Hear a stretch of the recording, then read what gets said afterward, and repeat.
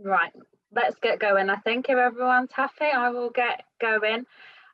So welcome everybody to the first and very long overdue Growing Health and Wellbeing Conference. It's great to see so many of you here, and I think we're all delighted by the amount of people that have registered to attend, so thank you so much. If you're joining a little bit late, don't worry, we're going to be recording, so you can hopefully and watch it back, or if you've got to go at any point, then you can watch it back as well at another point.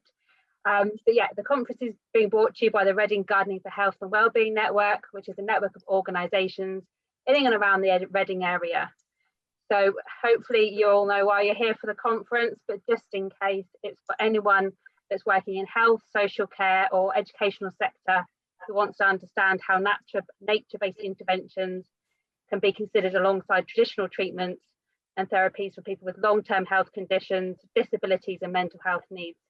So hopefully that's why you're here and that's what you've signed up for.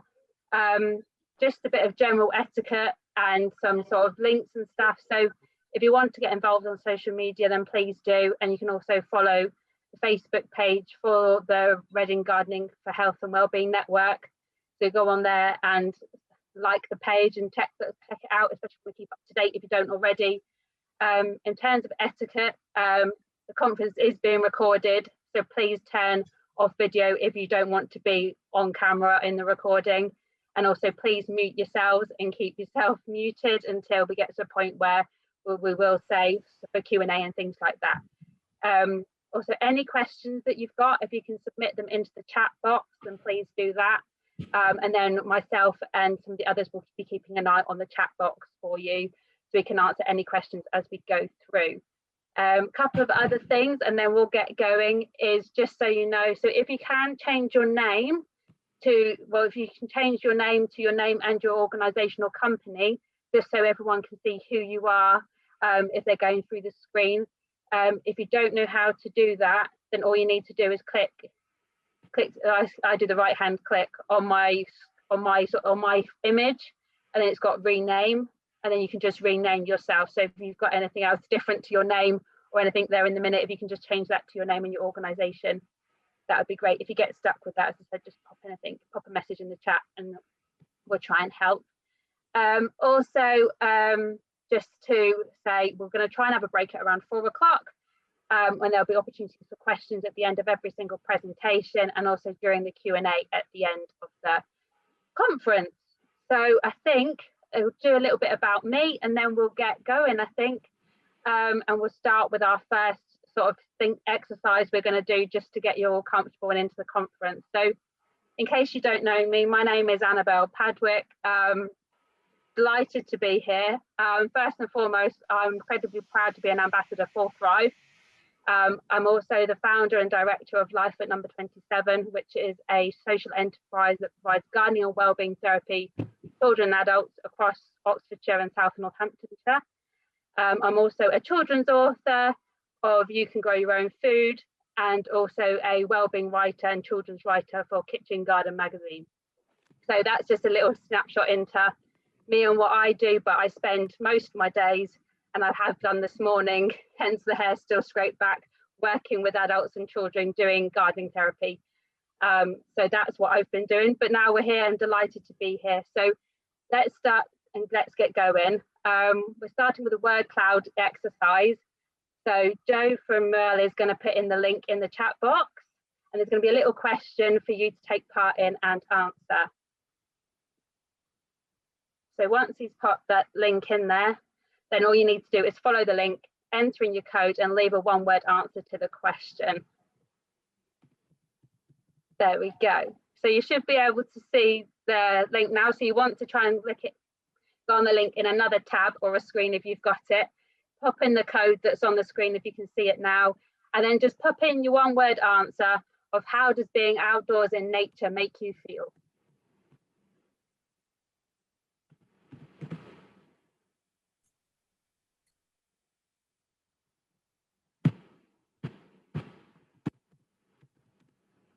So yeah, if you go to, so it's menti.com in a separate tab, and then you can pop in the code and then we can pop them there.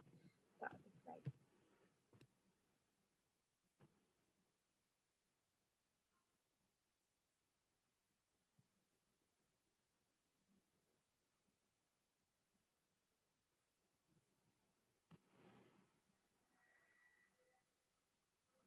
see them all coming in now, so we'll keep an eye on them as they all come in.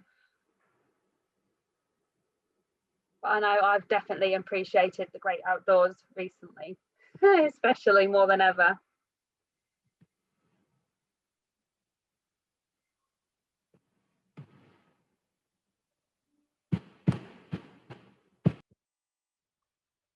Fab. So feel free to keep those coming in. We've got a couple of minutes and I'm going to introduce our first speaker and get going.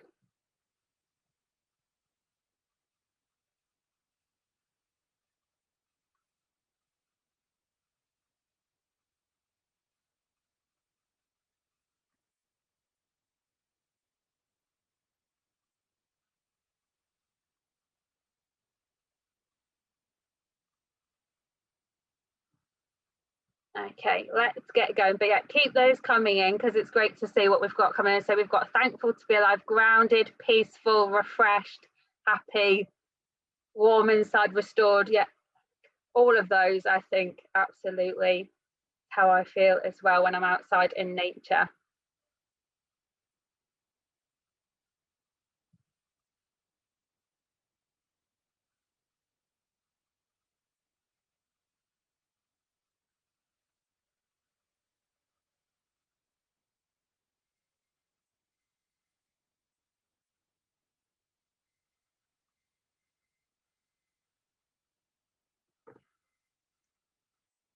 Okay, let's move on, and I'm going to introduce our first speaker,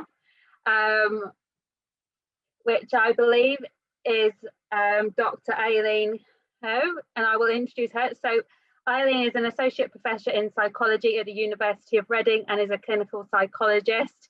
I will let her introduce herself in even more detail, but please welcome Dr. Aileen. Hello, good afternoon, everyone. It is a great pleasure to be here. And whilst I try to share my screen, I just want to thank Christina and her team at MERL for the invitation to talk to you all today. And I really look forward to interacting with you beyond the talk in the rest of the conference later as well. So I hope you can see my screen now. And what I want to do is just to talk a little bit about some work that we're doing at Reading University, and also to provide some context about why we're doing what we're doing.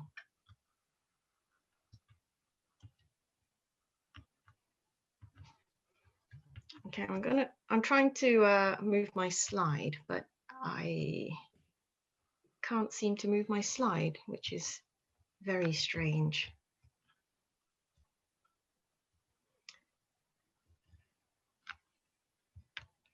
Let me stop sharing and see if I can get my PowerPoint to start working. Apologies for the technical hitch here. So let me try again, and I'm going to share the screen again.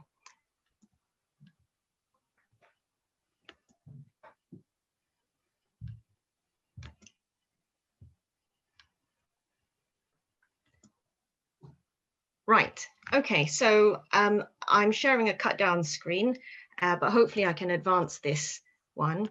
So I have a quick question for everyone, and it would be great if you could pop your answers in the chat. If you had 12 minutes, okay, say I didn't give this talk entirely, which is about the right timing here, what would you do with the 12 minutes that you have for free, you know, or what could you do with the 12 minutes?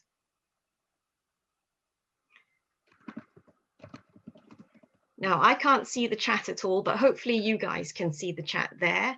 When I recently asked this to a group of junior doctors, the most common response was to have a really nice cup of coffee somewhere, sat down. And I'm sure a lot of us can identify with that. So I will look at the chat later on.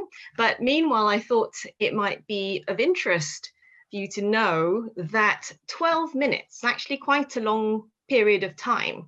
It is about 60 times as long as the first airplane flight by the Wright brothers.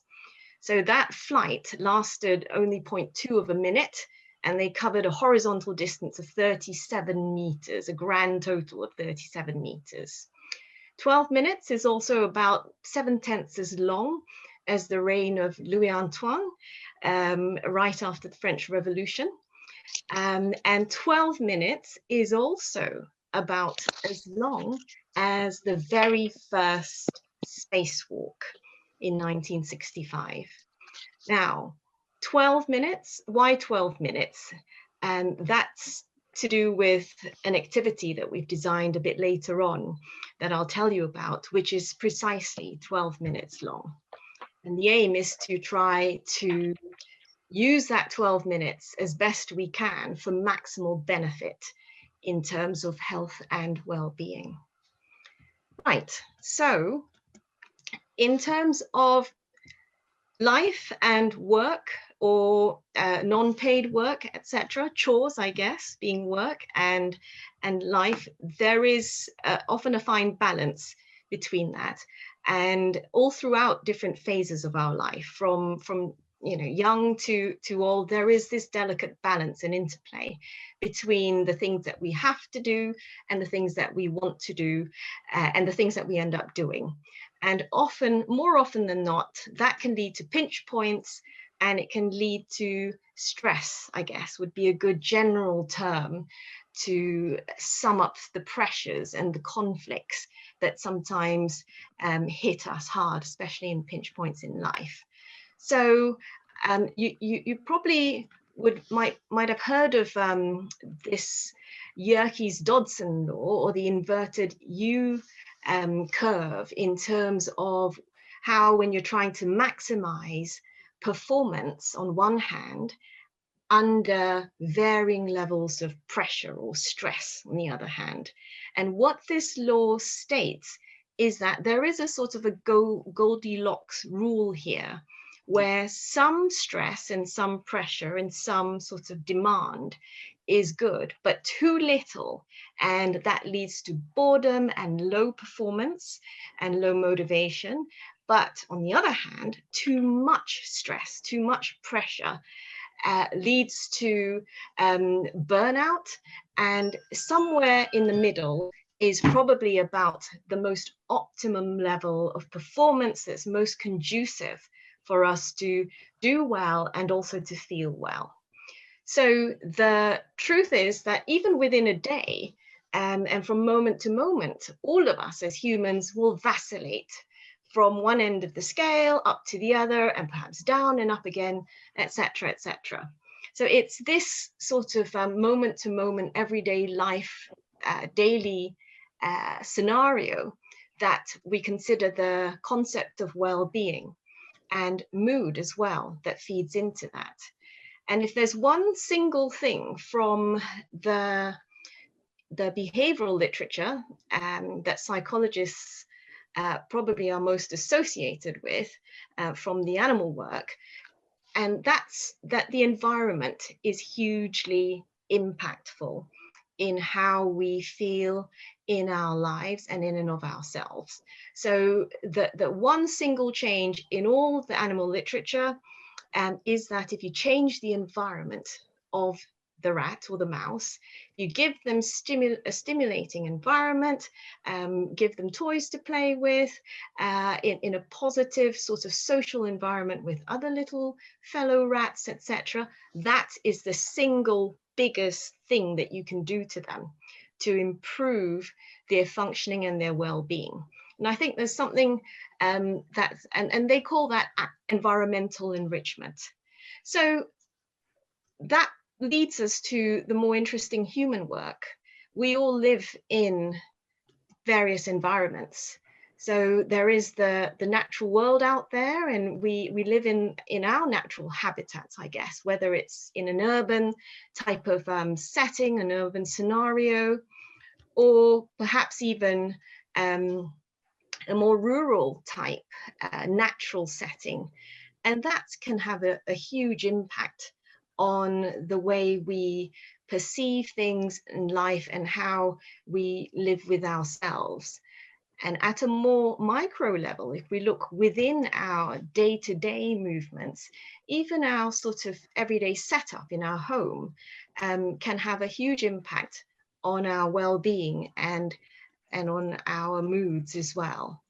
So I think what we're doing in this study here is trying to draw on some of the literature that we know about that says that certain things are actually really, really good for us. And the first being the connection to nature, being in nature, but not necessarily being in nature, but just also feeling connected to it. And there are various theories that explain that, such as the attention restoration theory and biophilia as well. There's also a whole body of literature that shows that walking is good for us as well. Activity, moving through space, if you like, is a good thing for humans to do. Walking in nature as well, there have been studies, empirical studies, that show that there is accumulating evidence that that is a really good thing to do. Now, there's also a large body of work from social psychology showing that humans being connected in a network is a good thing, that we are indeed not made to be individual islands, but this network, this sense of connection with other fellow humans is a good thing. There's also a whole other literature on mindfulness in terms of psychological interventions and therapies that show some support in helping and boosting well-being. There is also another vein of psychological intervention along the lines of the cognitive behavioral school that show that actually thoughts and feelings and action are all intertwined, and that we can have an impact on any one of these three different constructs by altering one of them, and they're all connected. So it's drawing on these elements in the literature, theory and studies that we have designed and tried to put something together that taps into all of these well-evidenced activities. And we've packaged it as something that is hopefully easily accessible to people. So this is a project that we've called the Mind Walk Challenge, and it does draw on elements of the environment as well as the physical self and the mental self. So it's 12 minutes of time alone with yourself, connecting with nature, drawing on a multi-sensory experience, and it's walking as well. So that's the activity that's done outdoors, and it's knowing that other people are engaging in this project, in this challenge as well. So the physical element is the walking element. So when we're walking, it's an intentional activity. We are mobilizing, we're using our motor system, we're using our sensory system to navigate through obstacles in the real world. There's also the process of optic flow. When we're moving through space, we see our path, but in the periphery of our vision is the optic flow that hits our brains. And that has got quite a calming influence on the sympathetic nervous system. And we're also working on people's breathing as well. And that's a motor control. It's an action activity that people do, usually subconsciously, but we are trying to introduce an element of conscious breathing as well.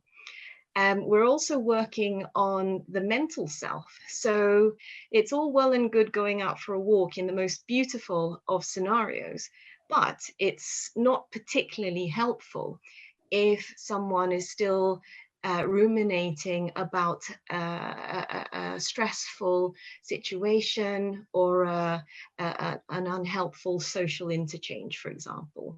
So as part of Mind Walk, we try to restrict this sort of negative, unhelpful thinking. And instead, we try to replace that with something a bit more positive, a bit more edifying and encouraging. And we do that via an audio guide. So you'll notice here this picture of this participant.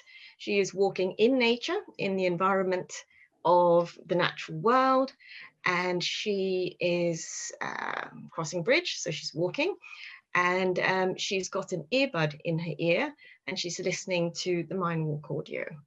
So what I want to do now is to hop to the a short video to show you this in action, as it were. I think I'm going to have to stop sharing, find the video, and then come back again. So if you'll bear with me.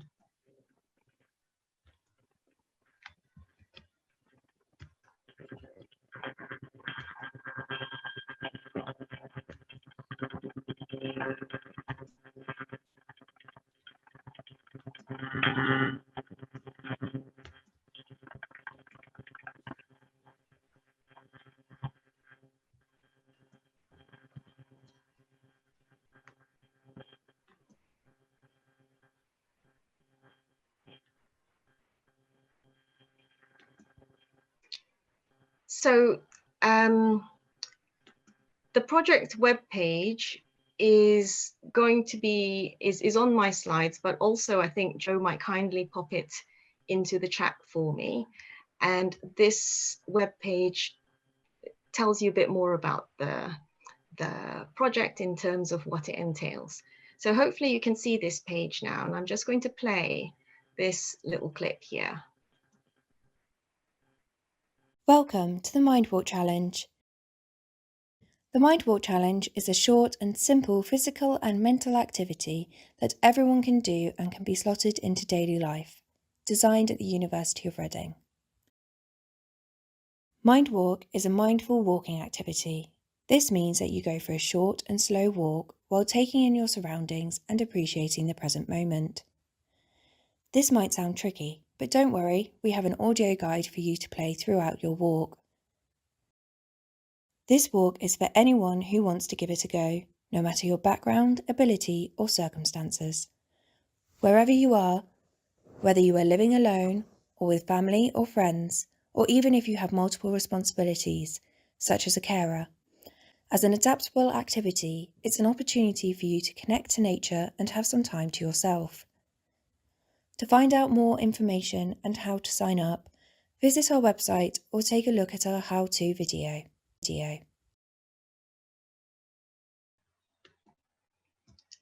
Okay, thank you for that. And I'm going to try and find my slides again to go back to it. So I'm quite happy to take any questions later on about the activity, but I thought it would be nice to finish off with what people actually said about Mindwalk, and we have about we have quite a few hundreds of people who've done this now. So we're beginning to get some idea of what people are actually thinking and doing whilst on the walk. Now I'm trying to find my slides.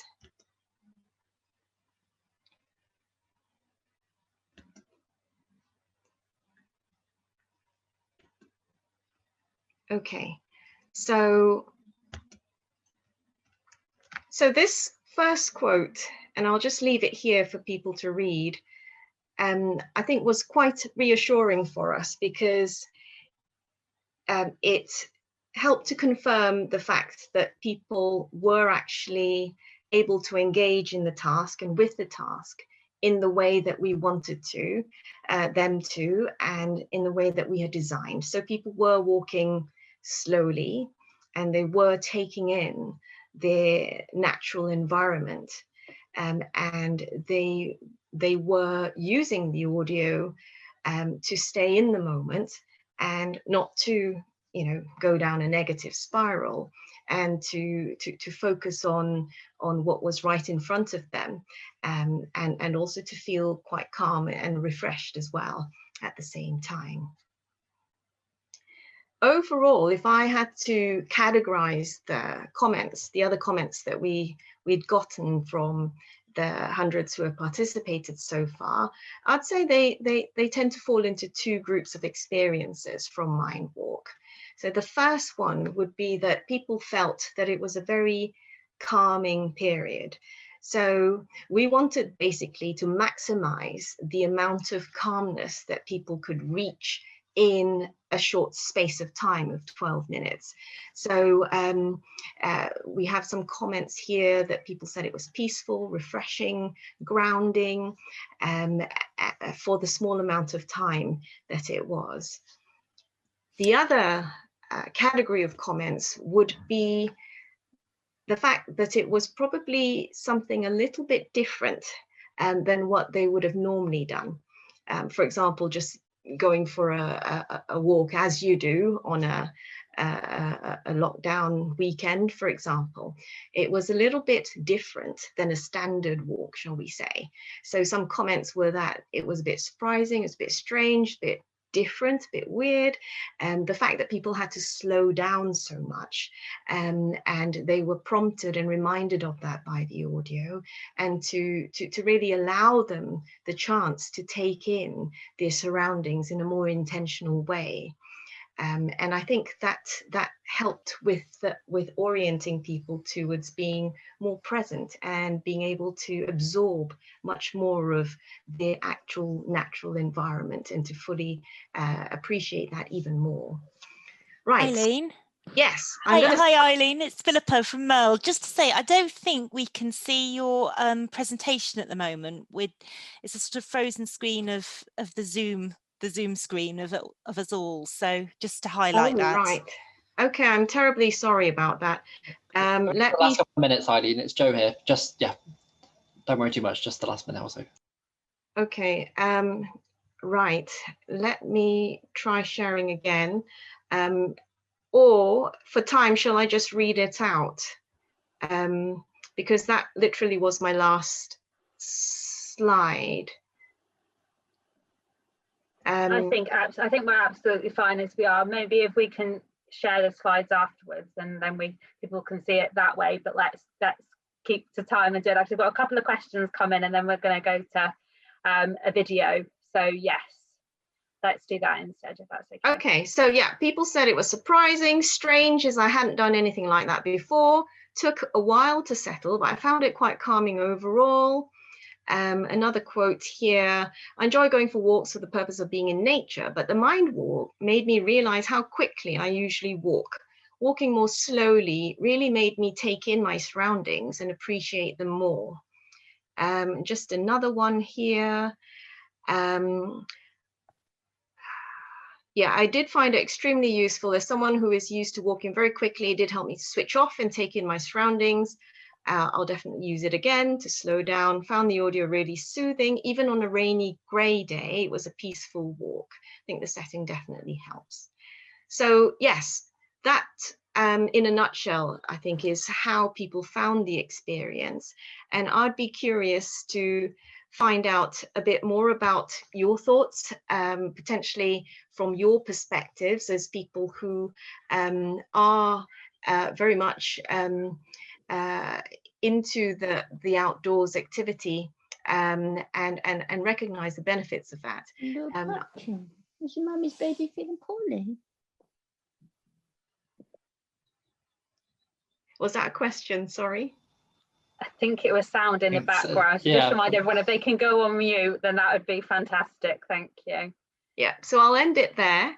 And just to say that for those interested, please do go look at the website. We do have socials as well, Twitter, Facebook, etc. And also I'd be happy to talk more about people who might be interested in this from their own perspective or from the perspective of their clients. Thank you. Thank you so much, Aileen, for that great introduction to the Mind Walk. We've had loads of questions come through. What I'm going to do, just to make sure that we keep to time, is I'm going to keep note of every single question, and then what we'll do is towards the end, when we've got a bit more time, we'll go through the Q&A and then answer any questions that you've asked then. So thank you very much for all of those. Moving on, we've got a fantastic video that we want to share with you all that introduces you to Tanya Gaffon, who has been volunteering with her daughter at the Early Road Community Garden since 2017. So yeah, here's a video for you to watch, and I hope you enjoy it. So how did you find out about the community garden? Well, my daughter had been doing football on Saturday mornings, but she had gone and broken her arm, so we had to stop football. And I was just looking for other activities to do on a Saturday morning and happened to come across one of Naomi's posts. And we came along, and you know, Naomi was so welcoming, and the whole atmosphere was really friendly. We had no experience of gardening, but we were welcomed. We had a really enjoyable session. So we just decided to come again and keep coming. What are the benefits of coming to the community garden? Well, there are lots of benefits. First, for me, it has been about meeting new people, getting to know the local community. I also find being able to do sort of tasks in the garden like planting seeds and weeding, they're great for actually helping you switch off from the day-to-day pressures of life. So you know, that's just, I feel that's great for my own sort of mental well-being. You're out in the fresh air. For my daughter Martha, it's been great for her. She's learnt new skills about gardening. She's met lots of new people. She's sort of learnt sort of how to teach other people things as well, which she's been quite good at doing. So it's been great for that. And for both of us, I say for both of us, it's been learning skills in gardening that we didn't have before. And of course, I think it has to be Mary's baking as a reason to come to the community garden, her scones and her brownies.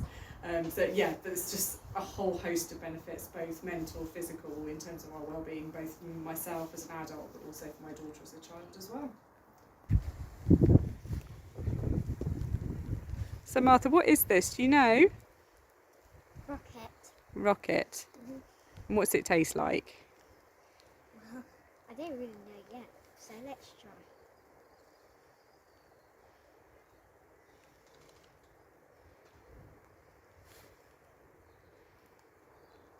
It's quite nice. It's quite nice. Has it got a peppery taste to it? Yeah. And do you eat lots of things you find in this garden? Yeah. Got raspberries. Sometimes marigolds. Marigolds as well? And what's your favourite one? Well, really, there was like hundreds of them. Then we had nasturtium. And what do you like most about nasturtiums? I think they're actually quite tasty. What kind of taste do they have? They're quite spicy. They're quite spicy. A bit like this one, it's a bit of a different taste. Okay. And what's the biggest thing you think you've learned from the community garden? Well, I've actually learned many big things. And what big things? Can you name one big thing you've learned? Well, really, that many plants can actually be quite edible. Ah, that you can eat. Like rocket and marigold and something. And you guys in raspberry, because of course raspberries are edible. So you can never go hungry in this garden then? There we go. It looks like a fantastic place. I've not actually visited myself, but I need to get going there. So no, a great video. Right, we're going to go to our next fantastic speaker, who is Dr. William Bird. You may know him already. He is a family GP who started to get his patients more active by setting up the first health walk scheme in April 1996, and that led him to creating the Green Gym 1 year later. He's now gone on to do a number of different roles, and I will let him continue to introduce himself and to continue his talk, but please give a warm welcome to Dr. William Bird, MBE. Thank you. Thanks very much, Annabelle, and hopefully you can hear me here. And I'm just going to get into the full mode. So I'm just going to get into full screen and share. Can you see that, everyone? Can you see anything yet? Yes, we can see your screen, William. That's excellent. I'm just trying to make sure that I am fully excellent. Okay, so I'm going to try and do the same and just see if that works. So I'm just going to do that. Can you all see that next slide? Yes. Our factory starting. Yes, gosh, it works brilliantly. Perfect. So yes, thanks very much, and really interesting in talking about that slow walking and absorbing the environment around us, which I think is something we forget to do when we're, I've been pushing physical activity for years and years and years, obviously in nature as well, but very often the two don't go together. And certainly I do get sort of feeling when you're completely closed up with headphones, etc., you're not taking in the environment. So just to kind of go through the usual thing of why are we in so much problem of connecting to the environment? What's been going on? And if you actually think about what we should be like, these are our factory settings. So we should belong. Really important that we feeling we belong, and that's in the social groups. The place where we are, whether it's indoors or outdoors or wherever we go, or to a new environment or a new place of work, or going to a swimming pool or gym, whatever it is, you've got to feel safe. And safety is so fundamental for us all, in stopping often people don't want to go outside because of that. And then feeling valued. And those three things are real principles that we have in our existence to keep us and our factory settings. That's when we were hunter-gatherers 200,000 years ago, and that hasn't really changed at all. So there is the hard wiring. And if we get that right, and we particularly focus on the place today, and we feel safe and secure, we have a connection to nature, clean air and water, then that's part of our resilience that keeps us absolutely on top of things. So when we get stress coming through, it hits that resilience, and therefore it allows us to carry on with life, even though some stressful events are coming on top of us. So that leads to satisfaction, happiness. It leaves us being more active and have healthy diet. So it's part of the bigger picture, the people, place and purpose, we call it. But there's been a problem, because if that is our ideal environment, and this is Professor Lee and his team who've been working on this for a long time about the human mismatch hypothesis, if that's our ideal environment, and that's our new environment, then there's a mismatch, because what our brains are designed for is that one. But what we've been imposed on literally in the last 50 years or 100 years probably from the Industrial Revolution is that one. And that means that the ideal environment in green here and the area of a new environment is a mismatch. So when we are dealing with no nature at all and we don't feel safe, then we're in a completely alien place. We might as well be on Mars as far as our brains are concerned.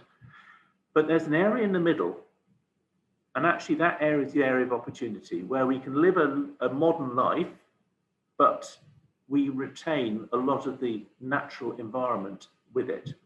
So that's the kind of area. We can't go back to where we were. We can't be hunter-gatherers anymore. That's definitely gone. But we can't also be totally disconnected. We have to have that middle, and that's where the mismatch hypothesis recommends that we try and bring the two together, because we cannot now live without the nature. So that's our area of opportunity. And this is where the change has taken place. This is a slide I've had for a long time. I did it when I was at Natural England, and we had to push something out, and Daily Mail picked this up. And this is 4 generations of one family in Sheffield. And you can see Ed, this is now some time ago, but Ed is 8 at that point, and his great-grandfather is on the bottom right, and he was able to go 6 miles on his own at the age of 8. Can you imagine letting your child out at 8 to go 6 miles walking on their own with their mates, playing football, etc.? And that's in 1919. Then his father, his son, or Ed's grandfather, he could, in 1950s, was able just to go to the woods down the end of the road, about a mile away. And then his mum was only able in the 1970s to go swimming, which was half a mile away. And Ed, of course, is now locked into his indoor environment. Only with adults does he ever go outside, possibly to the park. So we've created this trap that we've come from what we were totally connected with, from being really all our upbringing So our brains are plastic, they tend to change. So if you're hardwired now into nature as a young person, then that stays with you for the rest of your life. If you're hardwired to an indoor environment, then nature can be quite scary and quite a problem. And that's what we seem to be getting. So a bit boring here, but on that left is the same people, place and purpose. That thin little line going across is a weak resilience, and then stressful events turn to chronic stress instead of being bounced back again. So when we get it all wrong, those stressful events now create this chronic stress. As we just heard from Aileen, a bit of acute stress is not a bad thing. It keeps us topped up and keeps us going. But when it's chronic stress, day in, day out, that has huge effects on our body, all negative.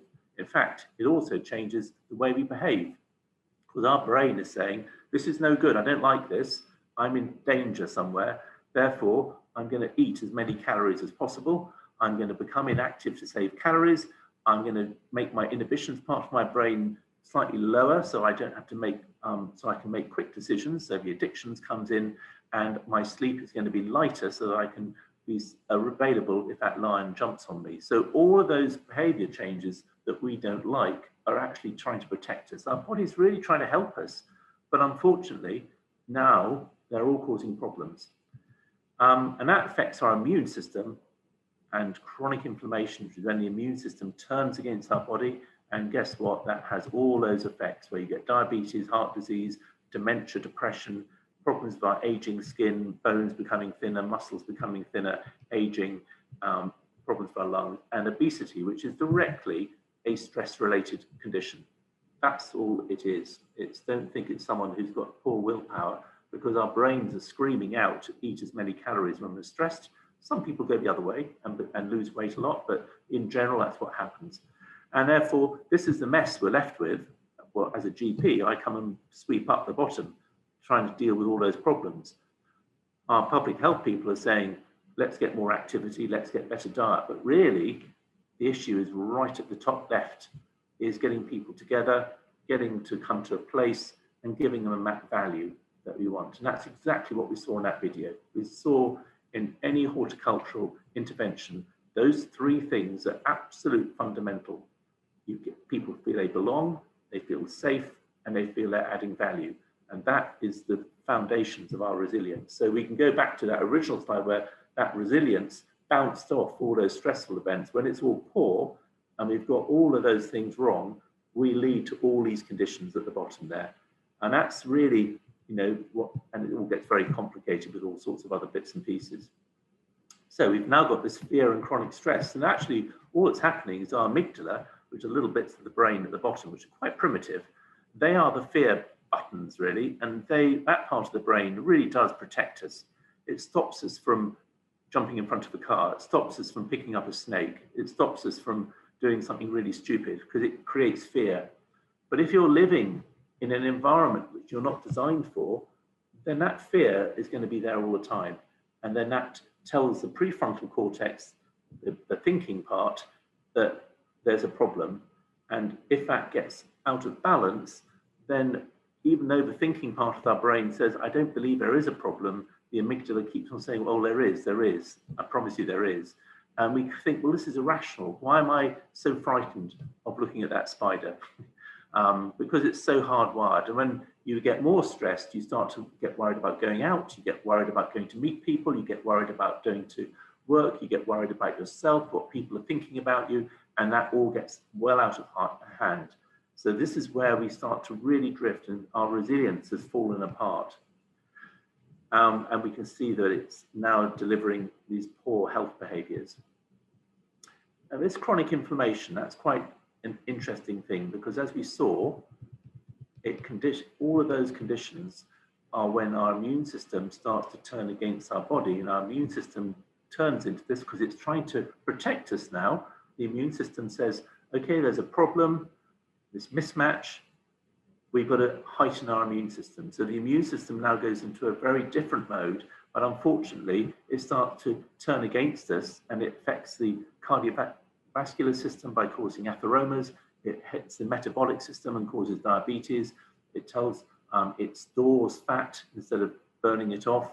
And About 30 to 40% of all anxiety, depression is because of inflammation of the brain, and dementia is directly related to inflammation, and arthritis and cancer. So literally all the diseases that I deal with in general practice have their origin, or certainly a lot of exacerbation by the immune system causing this disruption. And we can see it in children as young as 6 when you measure their chronic inflammation, which we can do. And I could do a blood test on all of you there, and we could all see what our inflammation count is. It's called an HSCRP or IL-6, and we'd be able to work out where our levels are. When you get stress, particularly if you're sedentary as well, then you start to create these electrons. This is a mitochondria. A mitochondria, 1 billion years ago, used to be swimming in the sea as a little bacteria. So that's a really bizarre thing, that in every cell of our body, we have 35 bacteria, which used to be on their own. They've got their own DNA. It's not our DNA, they still hold their own DNA. So in your bodies, you've got your own DNA, and then in every single cell with the mitochondria, you've got the old bacteria's DNA, and that hasn't changed. That gets passed on by the mum, not the dad. And so we are made up, our engines, our batteries are ex-bacteria. And in fact, an awful lot of us, the placenta is ex-viruses. That's how it got going. Most of us, our genetic genes are all ex-viruses or bacteria, which have been part of us. So we're a complete mismatch. Don't think we're clever. Don't think we're special. We're just part of nature. And all our gut, every other cell in our body is a bacteria, because our gut has exactly the same number of cells of bacteria than it does of cells in our entire body. So we are this ecosystem. And that's why it's so, I think, fascinating to feel that if we get our habitat right and we don't feel stress, we can look after all this ecosystem, everything can balance. So going back to these chaps, these little mitochondria, 35 roughly, 30 to 100 in every cell, they're the battery. If everything is going badly and you're not using your body and you're stressed with cortisol and you're eating too much, then it chokes and it produces lots and lots of smoke. But those smoke, it's not proper smoke, it's actually electrons that come out. And it's because you are holding the battery's power, but it can't hold it on any further. And these electrons come out, and they're called, you might know now, as free radicals. So free radicals are the things that we know we don't like, and antioxidants are the things that mop them up, which we do like. And that's all in the mitochondria. That's where it all happens. And they're about, to say, a few in every cell. And they're the batteries. If you get everything right and you become active, then you don't get that choking of lots of electrons, lots more antioxidants come out, no more free radicals. That's the easiest way to get rid of the free radicals, is to become active, de-stress yourself, and eat well. How simple is that? And that's how nature has allowed us to become that resilience, to be able to stop us from being stressed and eating the wrong things and being inactive. And just to quickly add to your science lesson today, is those little free radicals pop off into these DNA. So now we're talking about the chromosomes. Now we're talking about the real center of our bodies, into every cell. You can't get much more fundamental than this. Those free radicals knock off the telomeres. Now, what are the telomeres? They're little ends of those chromosomes. And they're there just like little caps of on the shoelace. So you have a little plastic cap. It stops the chromosome falling apart. It also stops them joining together if they hit each other. But every time the cell divides, a little bit of that telomere is removed. And if it's removed, then there's less of that cell divisions left to do. So eventually, that cell can no longer divide. And that, I'm afraid, is called aging. It's when we start to thin. And just in case you're looking smirky, thinking that will never happen to me, it starts at the age of 27. Okay, so all of you in your late 20s, I'm sorry, but you're now over the hill. And now you're losing more cells than you are gaining. So that up to that point, you've probably got, you're losing and gaining cells the same rate. After that, it all goes to the point where these cells start to get divisions. And as you get older and older, like I can vouch for, the actual free radicals get more and more because you start to get more defects in the mitochondria, and therefore aging accelerates. If you start with a short telomere because as a child you were brought up in such a horrendous environment with bullying, with abuse and all sorts of problems, the ACEs, as we call them, then you're going to start with a short telomere. So it's not surprising that your life expectancy is not going to be as great as someone who's had a fantastic childhood. So that's what it's all about. So inactivity and chronic stress. So when you're stressed because you haven't had your nature and those other things, that makes you inactive. And because of stress, you release ghrelin, and ghrelin says, please eat as many carbohydrates as you possibly can. So when you're stressed, the things like chocolate and donuts and things become very much more palatable and attractive because your brain is telling you that. It's not you, it's your brain telling you that because of ghrelin and because of stress. And actually, it also says, please can those calories be kept in the body, in your visceral fat, which is in your tummy, because that's where we want to keep them. So guess what? If you do green exercise, your telomeres actually are in better shape than if you do gym-based activity. So I've gone down to the very basics of science now, looking at your telomeres, which is showing your length of life and how things are going to unfold. And here we are showing that because of green, and it makes sense now completely, because you're in a safe place. You're working now in a place where there's nature and your body's feeling safer, there's less stress, there'll be less free radicals, there'll be less problems on stress on the telomeres, compared to in a gym where you're doing the exercise, which is great, but the environment isn't quite as safe. Now, some people will find that okay, some people won't, but it certainly looks from this study that was done that if you're outdoors, the very, very fundamental part of your body is being affected, those telomeres and your chromosome. Guess what? Children who were able to go out in public green spaces, adjusted for all their social demographics to make sure we weren't looking at children who are more or less wealthy, they had longer telomeres. So the more play they did in outdoors, the more they had their long telomeres. So we're starting to see some really strong evidence that that disconnection from nature is probably having an aging problem. Certainly will increase our obesity and cause problems of heart disease and other things. But the very length of life and our very fundamental, it seems to have an effect. The hippocampus is another part of the brain that does behavior and learning. And you can see here that rural children playing outdoors seem to have a bigger hippocampus. Now we know the hippocampus increases with physical activity, but nature seems to add even more to the children who are outdoors compared to the amount of exercise they're doing. So this is a really important part of the brain for education, where it's keeping them concentrating and allowing them to develop well.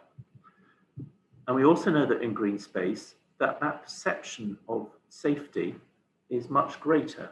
So when you walk past someone in a green space, you're more likely to say hello to them than if you walk past someone in a concrete jungle, because you're feeling a little bit more threatened.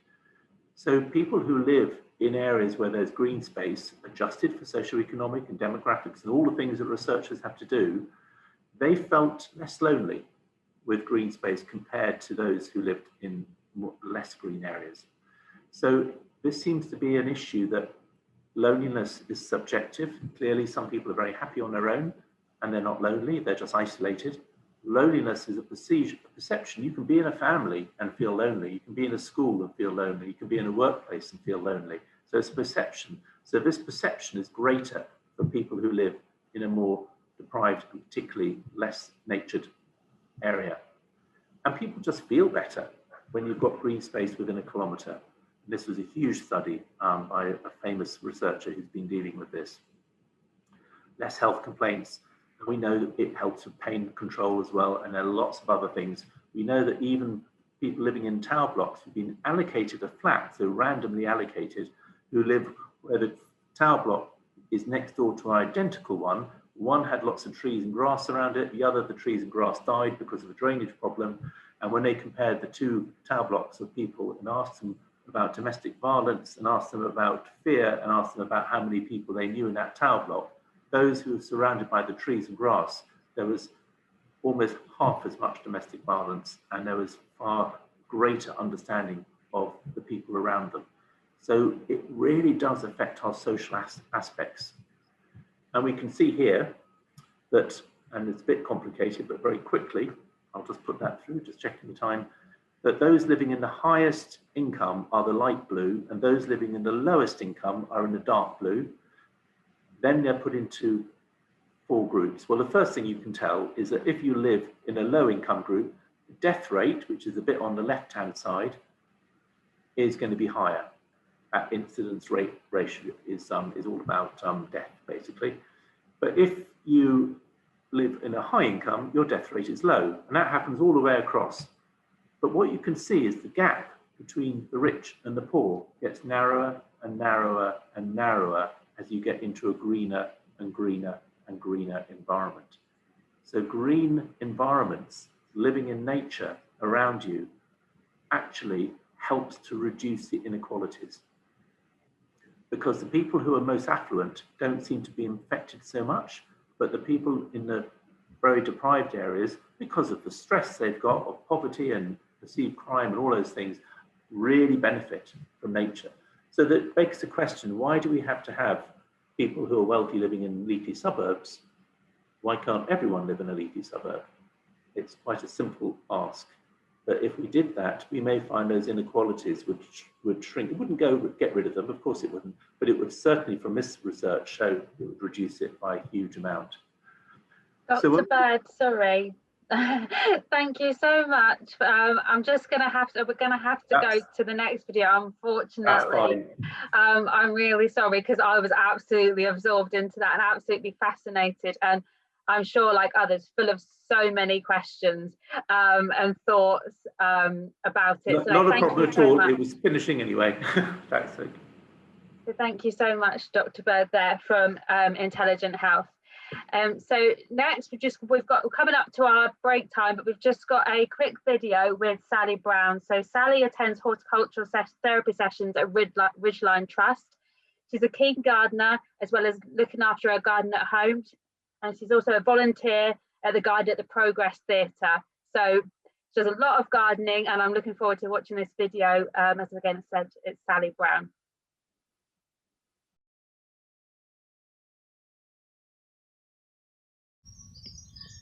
Hello, I'm Sean from Ridgeline. I'm Sally from Ridgeline. So Sally, it's a beautiful day. It's a beautiful day, and we're sitting by the river at Caversham, looking at the lovely swans.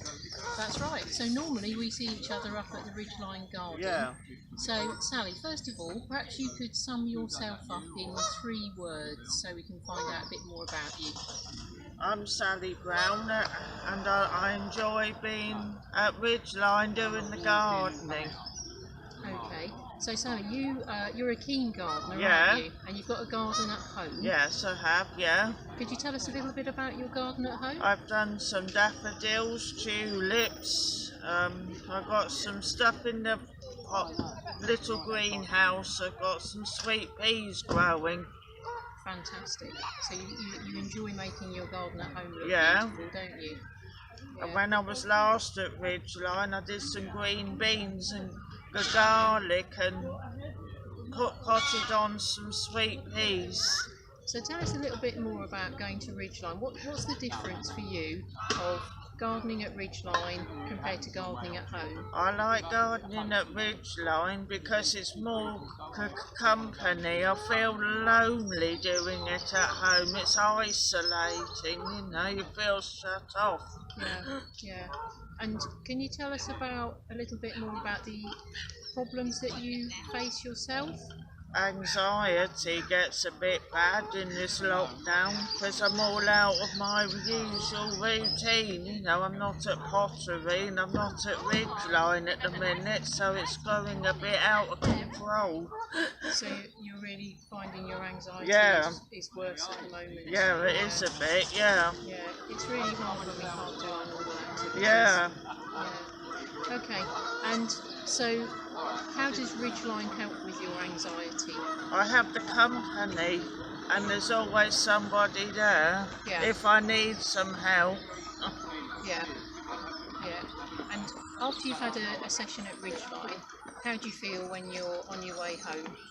nice and relaxed, and I felt that I've done something constructive with the day. Yeah, yeah. Fantastic. And it helps me feel calmer. Okay, okay. That's good to know. And when you're at Ridgeline, you're always very busy. You're always working very hard. Yeah. You're not one of these people who likes to sit around, are you? No, I'm not. No. Yeah.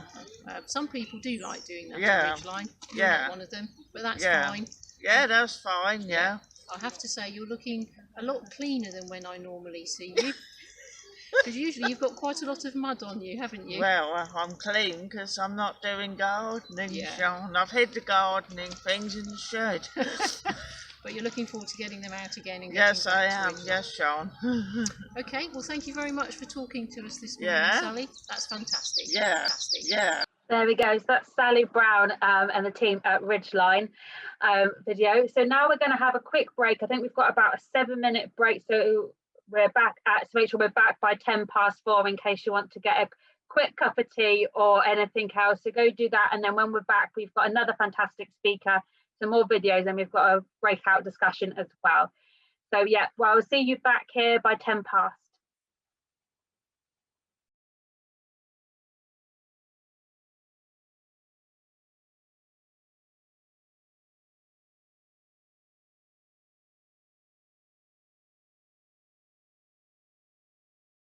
Right, welcome back everybody.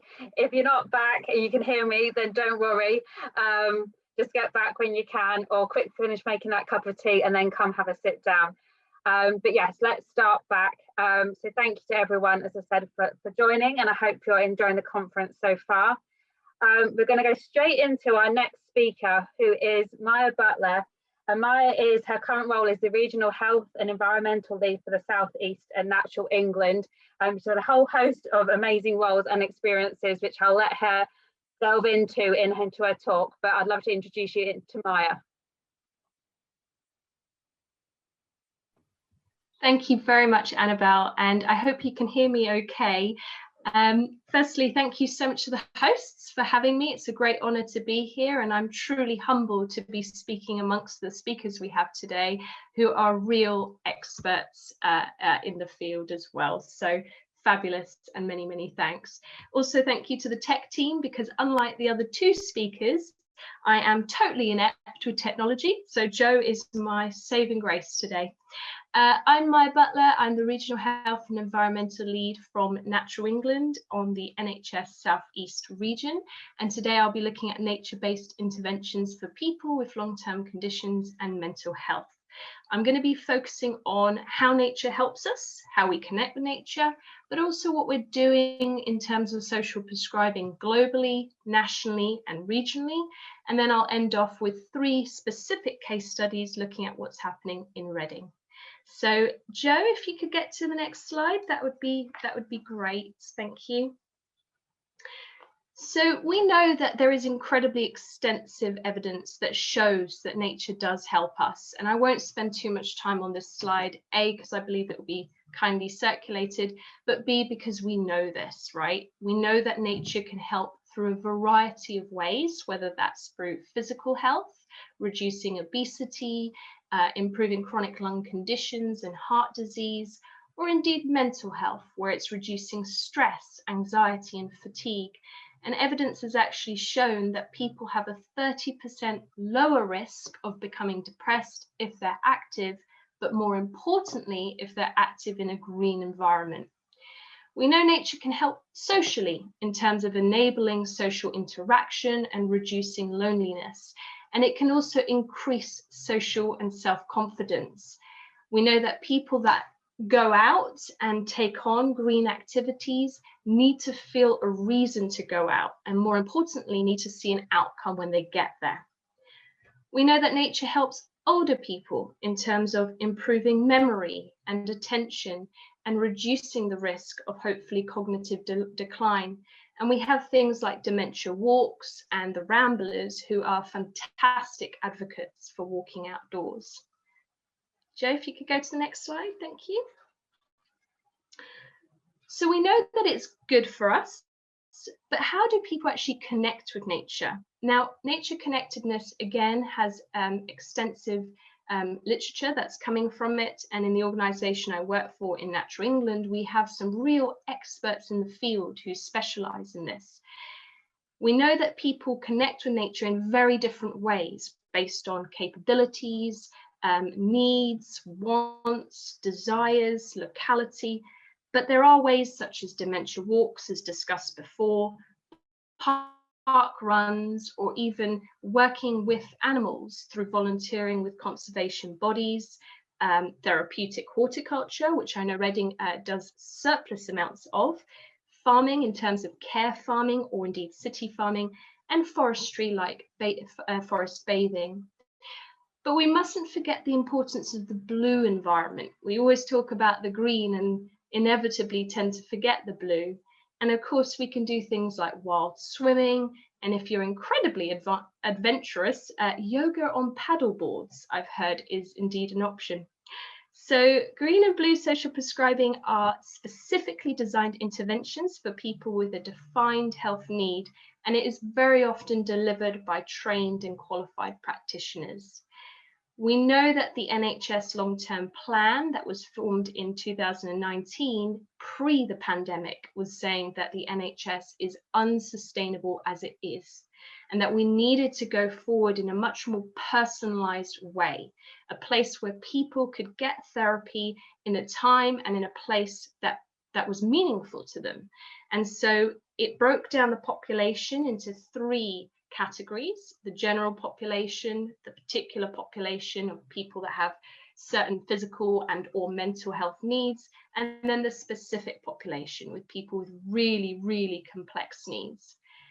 And we know that as people go through their therapy, they don't necessarily stay in one category. You can move right across the 3.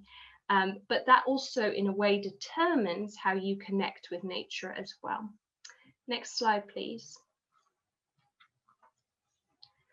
So what's happening internationally, nationally, and regionally when we think specifically between nature and the health agenda?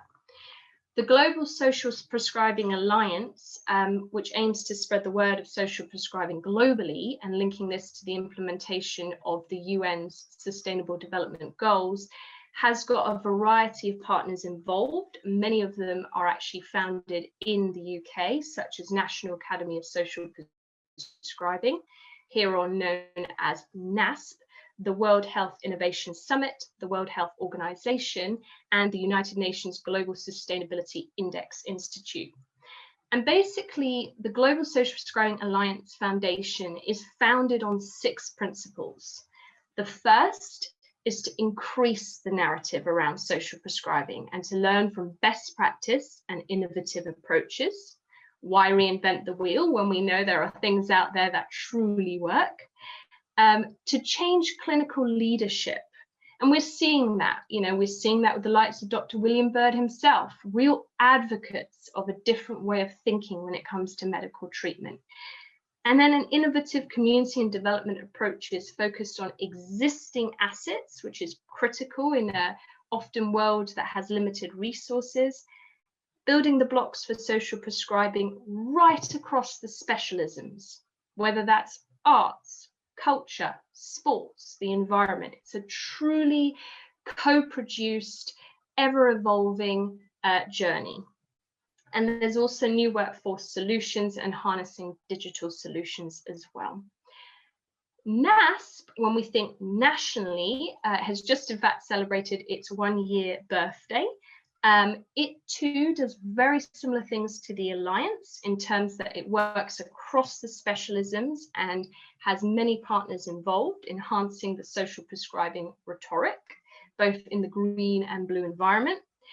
But more importantly, it specifically is the broker and builds relationships across these sectors, improving the evidence behind social prescribing.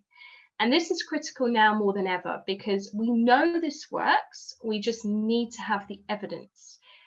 Social prescribing is very often funded by third parties, and that's not sustainable. So in order to get a sustainable stream of funding, we need to provide the evidence to show that this does indeed work long term.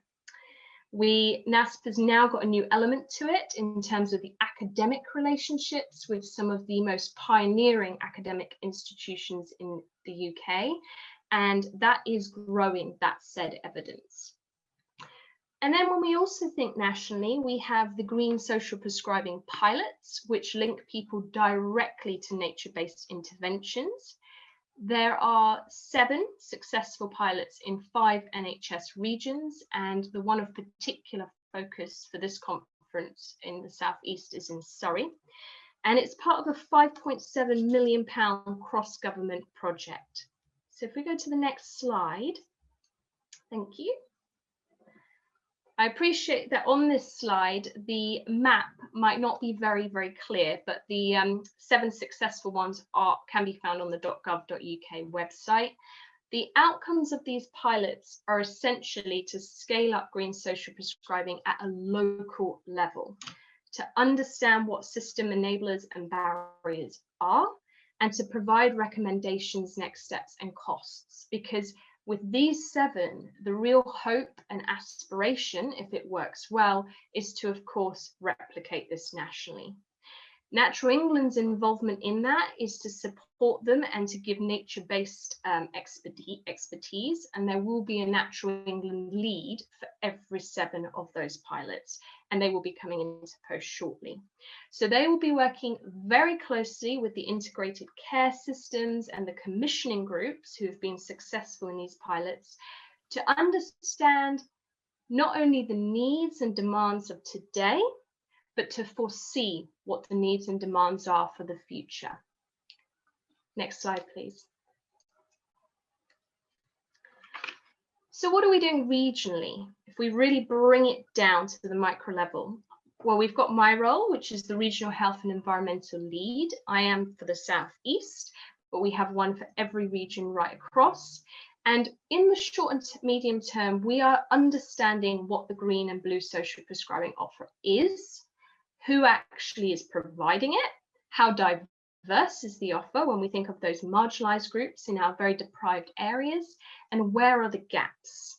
We are working very closely with the Arts Council and the Thriving Communities bid, which is very topical for Reading, as Reading Gardening for Health and Wellbeing Network is one of the partners in the said bid. But there are 37 projects in total across England that have been successful. The Thriving Communities is a £1.8 million fund. This fund is being delivered right across interdepartmentally, as in pretty innovative to do that. It includes Natural England, Arts Council, National Academy of Social Prescribing, NHS England, Sports England, Money and Pension Service.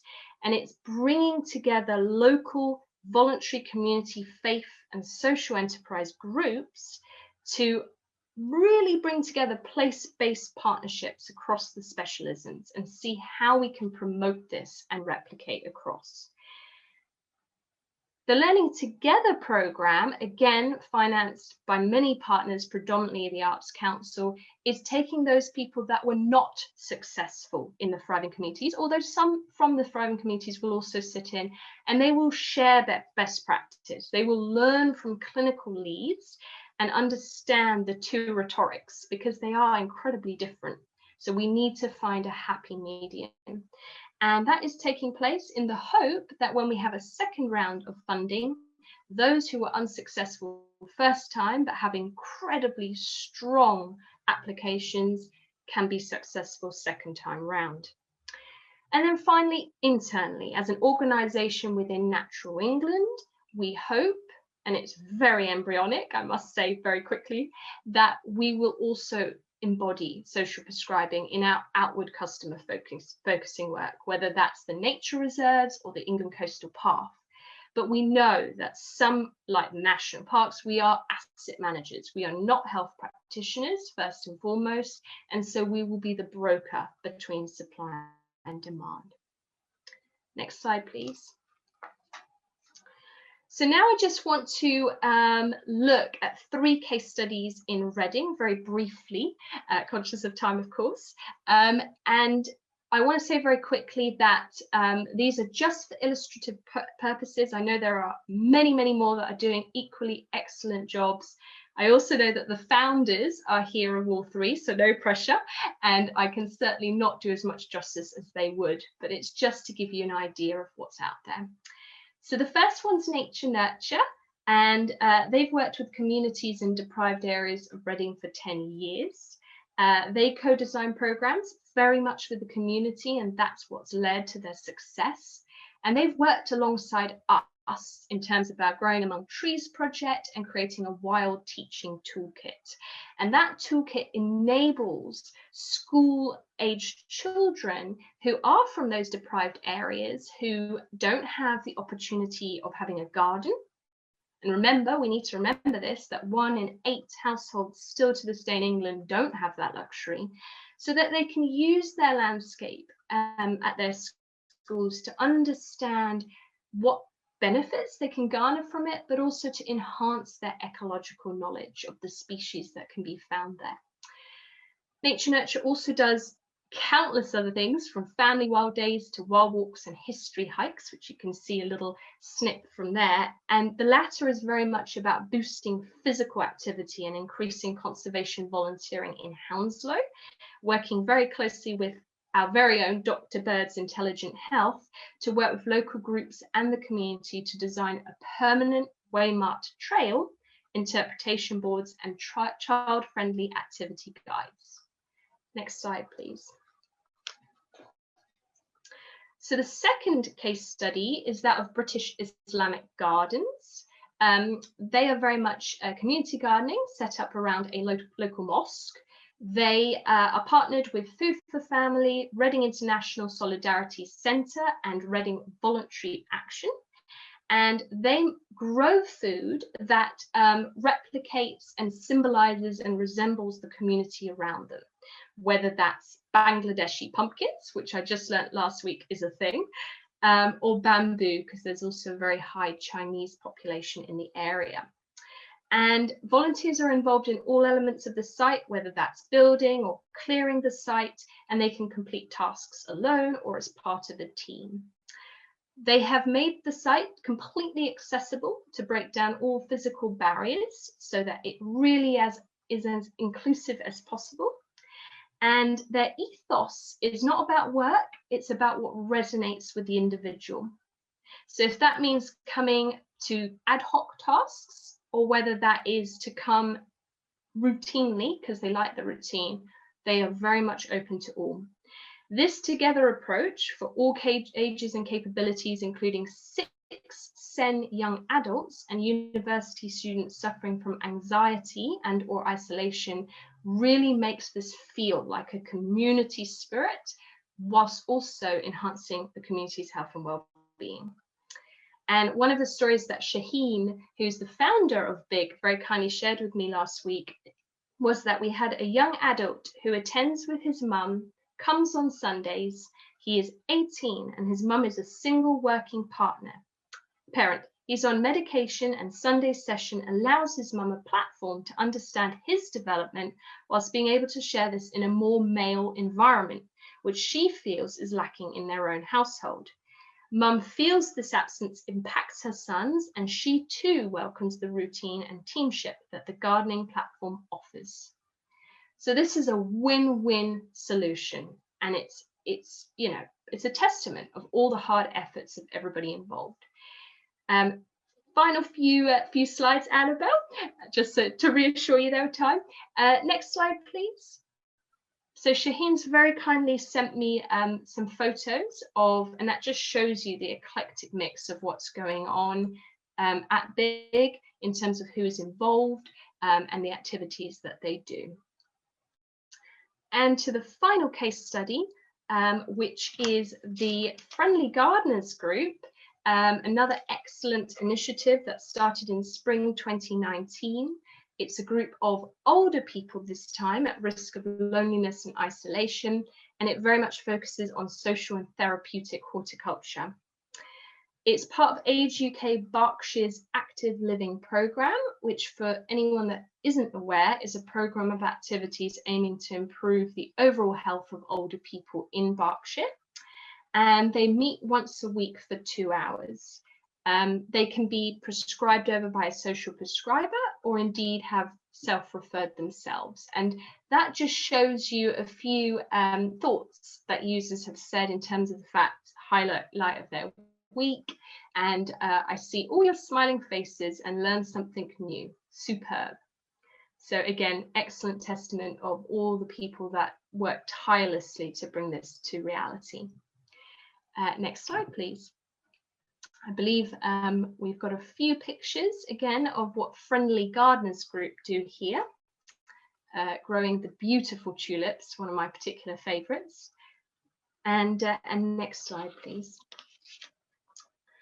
So just to summarise, we know that green social prescribing is gaining momentum. That's a fact. There is political will for it, and I mean that genuinely. Demand and supply are high as we come out of the pandemic. We know that mental health is going to skyrocket. And there is a variety of partners on board. So from NASP, NHS England, Nature England, Arts Council, Energize Me, Money and Advice Bureau, the list goes on. And it can save the NHS money and resources. The only caveat, of course, is if it's done well and sensitively. We know that social prescribing is a prevention tool, and it can also be a high quality patient-led intervention. But we need to make sure that primary care networks, GPs, dietitians, physiotherapists are really aware of what it's about and understand and manage expectations as well about what it's not about. And so to help with appropriate referrals, we need to shift away from the biomedical model and much more focus on the psychological and social aspects of what problems persist today. And I'll just end on the fact that Reading has all the elements for green social prescribing. It is a really exciting part of the region because there is a lot of enthusiasm, as well as a real eclectic mix of services that are doing incredibly well, as you can see from just these case studies. Just to end as well, that Reading Voluntary Action has been successful. Huge congratulations, as I know they're on this call, with a Thriving Communities Fund bid, and that will enable Reading to develop and embed social prescribing generally. So I'll just ask for the next slide that has my contact details on it. So if anyone wants to contact me, please feel free to.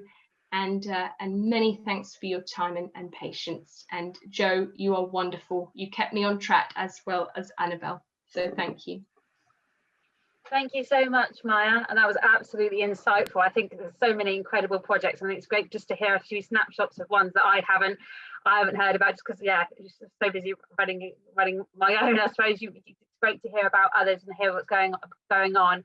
I know there's lots of questions and comments coming through, so I'm going to keep them saved. I'm saving them all in a Word document as we go, so hopefully we can cover most of them at the end. But we've got a quick video before we go to the breakout sessions, and the video is with Carly Field, who I've had the absolute pleasure of meeting, and attends Thrive's general therapeutic sessions and has done for a while, and she absolutely loves it and has grown in so many ways since coming to Thrive. I think she says herself, it helps her calm, it helps her feel a lot more happy and a lot less angry. But let's hear from Carly herself in her video. Hi, I'm Jan. I work at Thrive Tronquil Gardens, and I'm here with Carly. Hi, my name's Carly Field. I'm an ambassador for Thrive. And Carly, how often do you come to Thrive?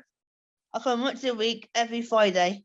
Like Carly said, she's one of our ambassadors, and she's just going to share some of her thoughts, her experiences about Thrive with us. Carly, just so we can get to know you a little bit better, can you sum up your favourite things in 3 words for us? Superhero, soaps, cinema. Superhero, soap and cinema. Well, gardening's not on that list. We're going to be due to return back at Thrive. We're really excited about that, doing that soon. Tell us, what is it you're most looking forward to when you return to the gardens? Jet washing, composting, and seeing my friends. Jet washing. So just talk us through that and tell us what it is you like about that. I like it because when you start off, all the slabs are all dirty, and and when you get the check wash on it, like the dirt disappears, and when you like done all the area, it's like all completely clear. Brilliant. So one of those jobs where you can really see the difference that you've made.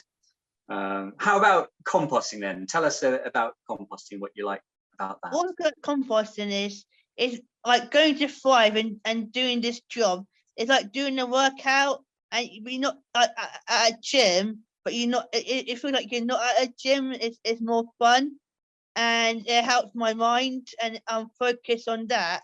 And also like the fact that you watch one bay, go to the next bay, to the next bay, and how it all like turns into compost. Brilliant. So a really physical job, Yes. and how you've talked about, yeah, it's one of those ones where you can just sort of de-stress. Yeah, lovely. And again, you know that you're making something really valuable for the garden. This lovely compost. We've got some great compost here, haven't we? Yeah, we have. So thinking back at your time over Thrive in the past, what are some of the most valuable things you've achieved?